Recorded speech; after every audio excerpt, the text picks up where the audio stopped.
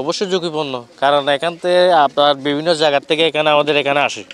যেমন আগে ধরেন এখানে আপনার একজন তো আর নামে না, সব জাহাজ আসলে আপনার সময়ে 4টা-5টা বেজে যায়। সব যখন একসাথে জড়ো হয় তখন একসাথে নামে, তখন একটু তাড়াহুড়া করে নামে যায়। এখান থেকে তাড়াহুড়া করে নামতে নামতে এখান থেকে তো ধরেন আপনার আধা ঘন্টা 1 ঘন্টা সময় দিই আসা, এখান থেকে আবার রিটার্ন হওয়ার জন্য। তাহলে এখান থেকে নামবে নাকি রিটার্ন হবে, তাহলে এটার সাথে দৌড়াদৌড়ি যখন হয় এরকম আপনার অনেকবার পড়ে যায়। আপনার এখানে নাহলে জায়গায় দেখেন একটু আগেও যে আমাদের এখানে জিটি বাঘ এখনও দেখা যাচ্ছে। আপনার এটা মেরামত করার দরকার।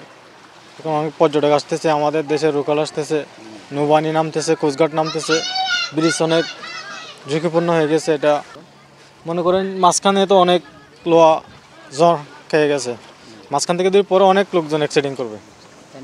ব্রিজ ভেঙে গেলে তো কোনো উপায় নেই, পানি থেকে সাঁতার কাটি উঠতে হইব, সাঁতার কাটি নামতে হইব।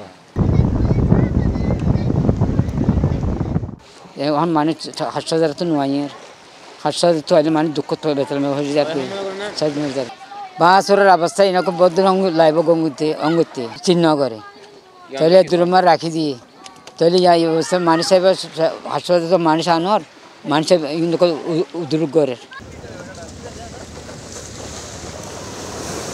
বিভিন্ন এলাকা থেকে পর্যটক আসে, পর্যটকের কারণে আমরা সেন্ট মার্টিন, যদিও মনে করেন এই যেটিটা হচ্ছে মনে করেন দেখতেছেন একটু ঝুঁকিপূর্ণ এখন বর্তমানে। এখন তো মনে করেন একটু দুর্ঘটনা ঘটতে পারে, কারণ এখন আপনার ঝুঁকিপূর্ণ, কারণ এই শিপগুলো এখানে গাড়ি বাঁধা হয়।